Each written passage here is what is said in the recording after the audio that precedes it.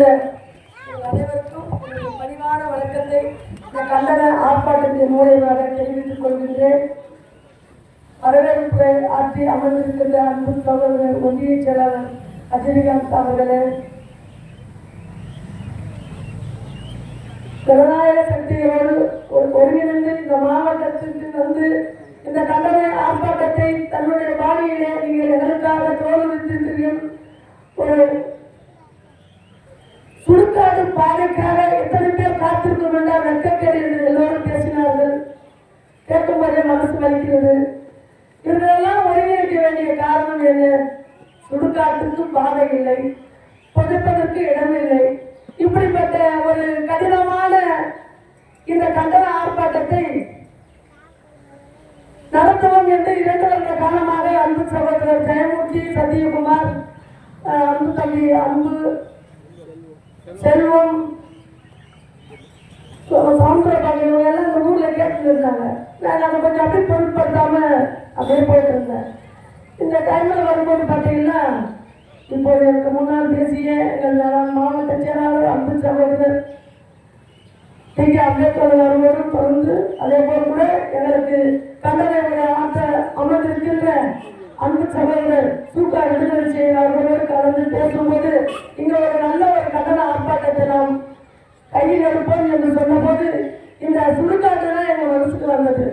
இங்க அமர்ந்திருக்கின்ற விடுதலை சிறுத்தைகளின் உயிரின் எழுச்சி தமிழ் உயிரின் விடுதலை சிறுத்தைகளே, மாநில மாவட்ட ஒன்றிய நகர பொறுப்பாளர்களே, மகளிர் விடுதலை இயக்கத்தின் மாவட்ட செயலாளர்கள், ஒன்றிய செயலாளர்கள், பொருளாளர்களே, மற்றுமுள்ள ஊர் பொதுமக்களே, காவல்துறையே, நாங்கள் அதிகமாக இந்த நேரம் இல்லை அவர் பேசுவதற்கு. உங்களை எல்லாரும் பேச வேண்டும் என்ற ஆசைதான் நேரத்தின் கருத்தில் கொண்டு மேற்பத்துறை கீழ்பத்துறை 2-3 வேலை வச்சுட்டு வந்திருக்காங்க. அதே அங்கேயும் இதே ஒரு சூழ்நிலை தான். அங்க பாத்தீங்கன்னா வயல்காட்டுல எடுத்துட்டு போறாங்க. வயல்காட்டுல எடுத்துட்டு போய் வயல்காட்டுல போகணும்.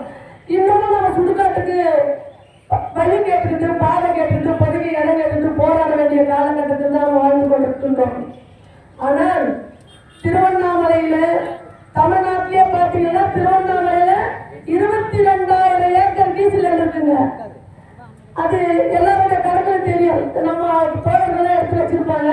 முன்னணி தோழர்கள் இருந்தோம் எல்லாருக்குமே. நம்ம முன்னணி தோழர்கள் பாத்தீங்கன்னா கலெக்டர் இதுக்காக வந்திருக்குது. எத்தனை ஏக்கர்?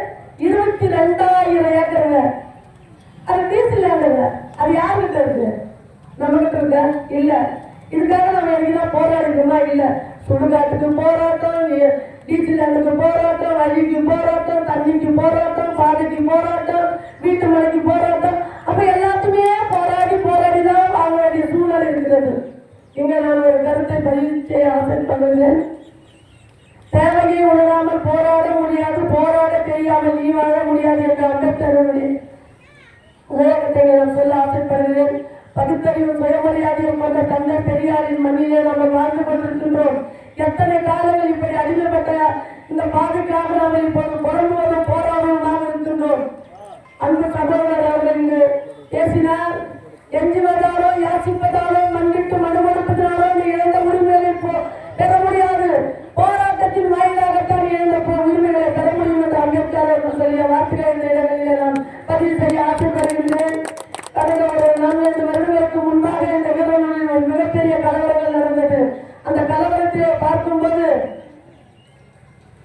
இரவும் பகலமாக வீடுகள் அடிக்கப்பட்டு நொறுக்கப்பட்டு மிகப்பெரிய சேதங்கள் இந்த இடங்களில் இருந்தது. அப்போது மேலாண் மாவட்ட செயலாளர், கல்வித்துறை விழிப்புணர்வு இயக்கத்தின் மாநில செயலாளர் சகோதரர் என்னுடைய அரசியல் ஆசார் மோகனந்தன் அவர்கள் இந்த இடங்களில் இருந்து தேசிய லெவலில் ஆணையத்தோடு வந்து இந்த இடங்களில் போராட்டங்கள் நடத்தினோம். அப்படிப்பட்ட சூழ்நிலையில் கூட இன்னும் இந்த சுடுகாட்டை பற்றி எடுக்க முடியல. இவங்க வந்து கதறுவாங்க, நிறைய ஒர்க் இருக்கும். ஆனா நான் ஏதாவது ஒரு அசால்ட்டா சொல்லி நான் அனுப்பிடுவேன், இருப்பாங்க, அப்புறமா பார்த்துக்கலாம். கடைசியில போயிருக்கோம், வேணுங்க நீங்க வாங்க இதெல்லாம் முடிச்சிடலாம் அப்படின்னு சொல்லும்போது மகிழ்ச்சியா இருந்தது. காரணம் என்னன்னு சொன்னா, இவங்களுக்கு ஒரு வீட்டு மனையோ, ஒரு காங்கிரீட் வீடோ, உங்களுக்கு ஒரு மெத்த வீடோ, மாடி வீடோ நம்ம வாங்கி கொடுக்கல, ஒரு சுடுகாட்டையாவது வாங்கி கொடுப்பேன்னு அப்படின்ற ஒரு எண்ணம் தான். இதை கூட நம்ம வாங்கி கொடுக்க முடியலன்னா அப்புறம் என்ன பண்ண போறோம்? அரசாங்கம் என்ன பண்ண போகிறது? ஆட்சியாளர் என்ன செய்ய போகிறார்கள்? ஒன்றும் இதுவரை செய்ததாக எங்களுக்கு தெரியவில்லை. அங்க அதிகாரி அங்கே வருகிறார், இங்கே வருகிறார். இது எப்படி அவர்கள் குறைந்து கொண்டே போய் கொண்டிருக்கிறார்கள். இது மிக வெட்கக்கேடு, வேதனையாக இருக்கிறது. காரணம், இன்னும் நம் சுடுகாட்டுக்கும் பாதிக்குமாகவே நம்ம போராடி கொண்டிருக்கிறோம். அவர்களோட எதற்கோ அவர்கள் ரூட்டு போட்டு கொண்டிருக்கிறார்கள். நம்ம எதையும் சொல்ல விரும்பவில்லை. காரணம், இந்த மக்களை நாங்கள் வந்து அடிக்கடி பார்க்கும்போது நிறைய உங்க நிகழ்ச்சி நடத்திருந்தோம். அந்த நிகழ்ச்சியில பார்க்கும்போது எப்ப பார்த்தாலும் கடைசி நிகழ்ச்சியில முடிக்கும் போது சுடுகாட்டை பற்றி தான் பேசுவாங்க. அப்போ உழைக்கிறதுக்கு கூட சுடுகாடு இல்லை, போறதுக்கு வழி இல்லை. என்னையா இந்த ஜனநாயகம், இது எப்படிப்பட்ட ஒரு காலகட்டத்தில் நம்ம வாழணும்? நான் இங்க ஒரு விஷயத்தை நான் குறிப்பிடுகிறேன். தேவனம்பட்டியிலே ஒரு தலித் நான் தலித், ஒரு தலித் நான் தலித், அப்படி ஒரு இடம் இருக்கிறது. அந்த தலித் அல்லாதவர்களுக்கு ஒரு வழி வேண்டும். ஆனா முன்னே இருப்பதும் தலித், நாங்க அவங்களுக்கு வழி கொடுக்க மாட்டோம் அப்படின்னு ஒரு தகராறு. பிசி கமிட்டி மீட்டிங் போடுறாரு. அப்ப வந்து ஆர்ஜோ குணசேகரன் நினைக்கிறேன். நாங்க உட்காந்து பேசும்போது ஒரு வார்த்தை சொன்னாரு. அவரு இந்த பாருப்பா, இது கவர்மெண்டால் கொடுக்கப்பட்ட இடம், அவனுக்கு வழி கொடுக்கல, வழியில கேன்சல் பண்ணணும்னு சொன்ன அந்த அதிகாரம் இப்ப சுடுகாட்டுக்கு வழி கேட்க முடியும், ஏன் கேன்சல் பண்ண முடியல? நான் தெரியாதான் கேட்கிறேன். அப்போ தலித்துக்குன்னா ஒரு சட்டம், நான் தலித்துக்குன்னா ஒரு சட்டம். இது அரசாங்க கையாள ஒரு விதம். எனக்கு பேசுறதுக்கு நேரம் இல்லைன்றத முடியல. ஏன்னு சொன்னா அவர் பல தூரம் போக வேண்டியிருப்பதால் துணை பொதுச் செயலாளர், முன்னாள் மாவட்ட செயலாளர், என்னுடைய மேலிட பொறுப்பாளர் அவர்களுக்காக நான் இந்த நேரத்திலே இந்த இடத்தை அவருக்காக கொடுத்து உங்க எல்லாருக்கும் என்னுடைய நன்றியை சொல்றதுனால இது ஒரு 2-3 நாள்ல தான் இந்த ப்ரிப்பேர் பண்ணோம். இவங்க என்ன ஒழுங்க முடியல. இவங்க எல்லாம் சொன்னாங்க, மாநாட்டை முடிச்சுட்டு உடனே நூலகம் திறக்கிறோம். ஒரு நாளும் வேலைகள் எனக்கு அதிகமாக இருந்து உடம்பு முடியல. இருந்தாலும் அக்கா நீங்க முடிச்சுடுங்க, நீங்க இதை முடிச்சுட்டீங்கன்னா எனக்கு நல்லா இருக்கும். அப்ப இவங்களை வந்து நாங்க வந்து தாலுகா ஆபீஸ் இல்ல கலெக்டர் ஆபீஸ் தான் போடலாமே இந்த கூட்டத்தை, இந்த கண்டனம் ஆர்ப்பாட்டாங்க நல்லா இருக்குமே அப்படின்னு நாங்க ஒரு பதிவு சொல்ல முடியும். அவங்க சொன்ன வார்த்தைகள் எங்க ஊர்லயே போடலாம். அப்பதான் என்ன நடக்குது இங்க இருக்கிற மக்களுக்கு தெரியும், தலித் அல்லாத மக்களுக்கு தெரியும் என்பதை அவர்கள் பதிவு செய்தார்கள். அவருடைய கட்டளைகளுக்கு நாங்கள் இணங்கி இந்த ஆர்ப்பாட்டத்தை நாங்கள் சிறப்பாக நடத்தி கொண்டிருக்கின்றோம். வந்த அனைத்து தோழர்களுக்கும் ஒருவராக பேச சொல்ல முடியவில்லை. அனைத்து நண்பர்களுக்கும், ஊர் பொதுமக்களுக்கும், காவல்துறைக்கும் நமக்கு காவல்துறைக்கு நெருக்கடி கொடுப்போம். அவங்க என்ன பண்ண முடியும்? வந்து நிற்பாங்க, போவாங்க, பிரச்சனை எடுக்கிறாரு. வேலூர் ஆயிரக்கணக்கான போலீஸ்களை இறக்கப்பட்ட கிராமம் தான் இந்த வேலூர். அதே போல கூட 2-3 கிலோமீட்டர்ல இருக்கோம். இப்ப நாங்க பேசும்போது ஒரு வார்த்தை எங்களுக்காக வந்தது, இந்த இடத்த வச்சிருக்கிறது அங்க போனா கொடுத்துருன்னு சொல்றாரு, இங்க வந்தா கொடுக்க மாட்டேன்னு சொல்றாரு.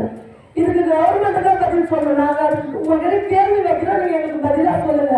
நீங்க எல்லாம் கொடுக்குறீங்களா இல்ல நாங்கெல்லாம் எடுத்துக்கிறோமான்றது எங்களுக்கு இன்னைக்கே நாளைக்குலயே எங்களுக்கு வந்து வட்ட ஆட்சியாளரோ இல்ல மாவட்ட ஆட்சியாளரோ ஆர்டிஓடிஆரோ நீங்க பதில் கொடுக்கணும். நாங்க எல்லாருமே வேலை வெட்டி இல்லாம வந்து உட்கார்ந்துட்டு இல்லை.